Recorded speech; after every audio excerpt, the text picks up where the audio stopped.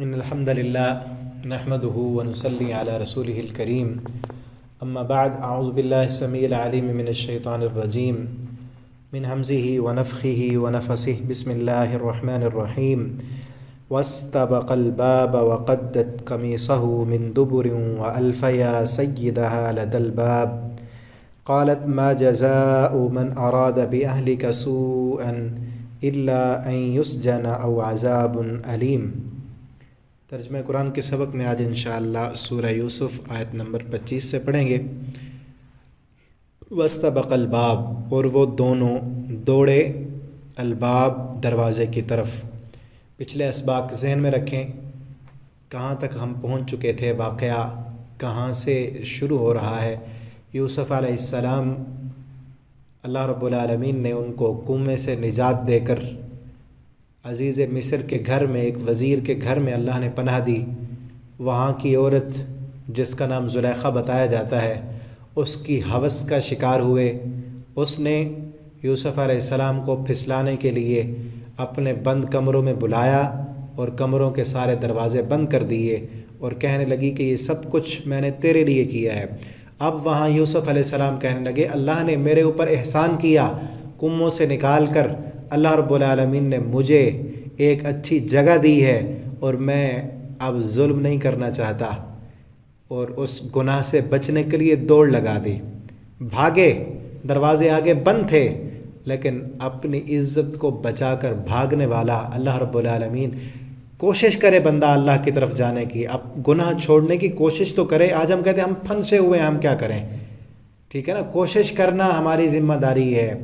دوڑے، اللہ رب العالمین نے اپنی رحمت سے وہ سارے دروازے کھول کر یوسف علیہ السلام کو اس زلیخا کے چنگل سے، اس گندی عورت کے مکر و فریب سے اللہ نے بچایا۔ واستبق الباب، دوڑ لگا دی، پیچھے سے عورت بھی بھاگ پڑی۔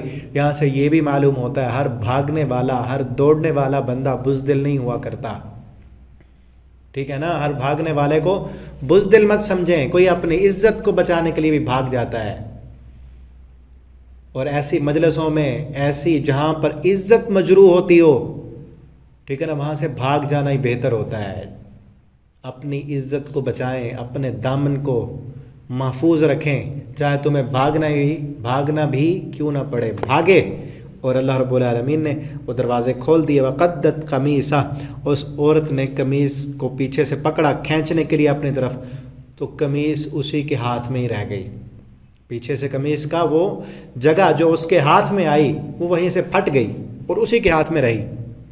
یہاں سے بھی بڑی اچھی بات معلوم ہوتی ہے کہ وہ غلط عورت، بد کردار عورت، غلط ہی تھی نا، بد کردار، جس نے اپنی خامند کے حق میں خیانت کرنے کے لیے یوسف علیہ السلام کو بلایا، بدکاری کی دعوت دی، تو وہ غلط عورت کا ہاتھ یوسف علیہ السلام کی قمیص کو لگا۔ اللہ تعالیٰ نے وہ غلط عورت کے ہاتھ کو لگی ہوئی قمیص دوبارہ یوسف کے جسم کو نہیں لگنے دی، اسی کے ہاتھ میں ہی رہی، وہ پھٹ گئی۔ من دبر، پیچھے سے، والفایا، پایا ان دونوں نے، سیدہا، اپنے سردار کو، لدى الباب، دروازے پر۔ قالت، تو کہنے لگی، ما جزا، اب فوراً ہی پینترا بدل گئی۔ یہ ہوتا ہے ہوس کی محبت کا نتیجہ۔ اندر کہہ رہی تھی یوسف سب کچھ تیرے لیے، ٹھیک ہے نا، تیرے بغیر تو میں مر جاؤں گی، یہ حسن، یہ ادائیں، یہ ساری تیاری، یہ سب کچھ تیرے لیے ہے، میں ہوں ہی تیرے لیے، مر جانے کے دعوے۔ اور جیسے ہی دیکھا نا باہر خامند ہے، فوراً سارا عشق اتر گیا اور وبال یوسف پر ڈال دیا۔ ما جزاء من اراد باہلک سوءا، کیا بدلہ ہو سکتا ہے اس کا جو تیرے اہل کے ساتھ برا سوچے، یعنی الزام لگا دیا کہ اندر میرے ساتھ یہی بدکاری کرنا چاہتا تھا۔ الا یسجن، مگر یہ کہ اس کو قید میں ڈال دو، او عذاب علیم، یا اس کو دردناک عذاب دو۔ قال، اس نے کہا، یوسف علیہ السلام نے کہا، ہی راودتنی عن نفسی، اسی نے ہی پھسلایا مجھے، میرے نفس کو پھسلانا چاہا اس نے۔ وشاہد شاہد، اور گواہی دی ایک گواہی دینے والے نے، من اہلیہ، ان کے اہل سے۔ یہاں کہا جاتا ہے کہ ایک بچے نے گواہی دی، جو کہ صحیح روایات میں ثابت نہیں ہے، بلکہ ہے کہ ایک انسان نے، ایک بندہ تھا سمجھدار، اس نے گواہی دی۔ حالت دیکھ کر، وہ قمیص پھٹی ہوئی، وہ ٹکڑا اس کے ہاتھ میں ہی تھا عورت کے، باہر آ گئے دونوں. اب دونوں جو ہے وہاں پر اس کا خامند بھی موجود ہے اور ایک اور بندہ بھی وہاں پر موجود ہے جس نے یہ گواہی دی. ان کان اس نے کہا کہ اگر یہ قمیص قدہ ہے یہ پھٹی ہوئی من قبل آگے سے فصدقت تو یہ عورت سچی ہے وہ ہوا اور وہ یوسف من الکاذبین جھوٹوں میں سے ہے. وَإِنْ كَانَ قَمِيصُهُ اور اگر ہے اس کی قمیص قدہ پھٹی ہوئی من دبر پیچھے سے فَكَذَبَتْ تو پھر یہ عورت جھوٹی ہے. جو کہتی ہے نا یوسف نے مجھے پھسلایا اور قمیص کو دیکھو اگر وہ پیچھے سے پھٹی ہوئی ہے تو پھر یہی عورت جھوٹی ہے. وَهُوَ مِنَ الصَّادِقِينَ اور وہ یوسف سچوں میں سے ہے. فَلَمَّا پس جب رآ انہوں نے دیکھا قمیصہ اس کی قمیص کو قدہ تو وہ پھاڑی گئی تھی من دبر پیچھے سے. قالا تو اس نے کہا کس نے؟ عزیز مصر نے، اس عورت کے خامد نے جو وزیر تھا. اس نے کہا انہو من کیدکن بے شک یہ تیرے تدبیروں میں سے ہے، تیرے مکروں میں سے ایک مکر ہے. ان کیدکن عظیم بے شک تمہارے مکر جو ہیں وہ بہت بڑے ہوتے ہیں، تمہارے فریب بہت بڑا ہے تیرا یہ فریب. ٹھیک ہے نا. کئی لوگ یہاں سے یہ کہتے ہیں کہ عورتوں چونکہ اس عورت کے بارے میں کہا جاتا ہے تو اس لیے عورتوں کے مکر اور فریب بہت بڑے ہوتے ہیں.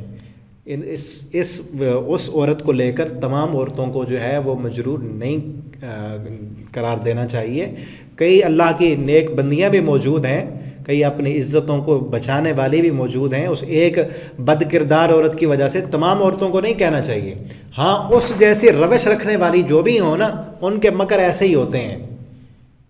ٹھیک ہے نا. میں نے پچھلے اسباق میں بھی آپ سے کہا تھا آپ کو ملیں گی آج ہے تلک کہنے والے کی فیس بک پر، واٹس ایپ پر، یوٹیوب پر.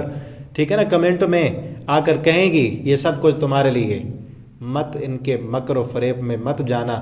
یہ ان کا مکر اور فریب یہیں تک ہوتا ہے. جب دیکھتے ہیں نا کہ پھنسنے والی ہیں تو پھر سارا وبال اگلے پہ ڈال دیا. اندر کیا تھا؟ باہر جب آئی دیکھا کہ اب تو پکڑی گئی، فوراً ہی پینترا بدل دیا، وبال اس پہ ڈال دیا. ٹھیک ہے نا. اور ہم نے اس وجہ سے نہیں گناہ چھوڑنا کہ پکڑے نہ جائیں. گناہ ہم نے اس وجہ سے چھوڑنا ہے کہ میرا رب دیکھ رہا ہے، یوسف بننا ہے. ٹھیک ہے نا. اور معاشرے میں اچھی عورتیں بھی موجود ہیں. ہم نے نا کیا کرنا ہے، اس معاشرے میں دونوں طرح کی عورتیں ہمیں ملیں گی باہر. ایک جن کا کردار زلیخا جیسا ہے، ان کے ساتھ ہمارا رویہ یوسف جیسا ہونا چاہیے. اور اس معاشرے میں ہمیں کچھ عورتیں وہ بھی ملیں گی جو موسیٰ علیہ السلام کو ملی تھیں. جیسی عورتیں موسیٰ علیہ السلام کو ملی تھیں مدین کے کنارے پر. آگے سورۃ القصص میں پڑھیں گے ان کا واقعہ. ٹھیک ہے نا. حضرت شعیب علیہ السلام کی بیٹیاں جو مجبوری کی وجہ سے باہر نکلی ہوئی تھیں، ان کا بھائی کوئی نہیں تھا. ٹھیک ہے نا. باپ غریب تھا، کوئی رکھ نہیں سکتا تھا خادم ملازم. ٹھیک ہے نا. تو وہ مجبوری کی وجہ سے نکلی ہوئی تھیں. ان کے ساتھ ہمارا کردار کیسے ہونا چاہیے؟ جیسے موسیٰ علیہ السلام کا ان کے ساتھ کردار تھا. ٹھیک ہے نا. زلیخا جیسی بھی ملیں گی گناہ کی دعوت دینے والی، ان کے ساتھ ہمارا کردار یوسف جیسا ہونا چاہیے معاذ اللہ. اور ایسی عورتیں، ایسی خواتین بھی جو مجبوری کی وجہ سے باہر نکلتی ہیں، ان کے ساتھ ہمارا کردار موسیٰ علیہ السلام جیسا ہونا چاہیے کہ ان کی وہ جتنی ہم سے ہو سکتا ہے ان کی مدد کریں. ٹھیک ہے نا. ان کے ساتھ خیر خواہی کریں اللہ کی رضا کے لیے. دیکھیں نا موسیٰ علیہ السلام نے ان سے کچھ مانگا نہیں، پانی پلا دیا اور پھر سائڈ پر جا کر درخت کے نیچے بیٹھ کے مانگا رب سے. تو دونوں طرح کی عورتیں ملیں گی. اور اس وجہ سے جو میں نے کہا ان کیدکن عظیم، تمام عورتوں کو مورد الزام نہیں ٹھہرانا چاہیے.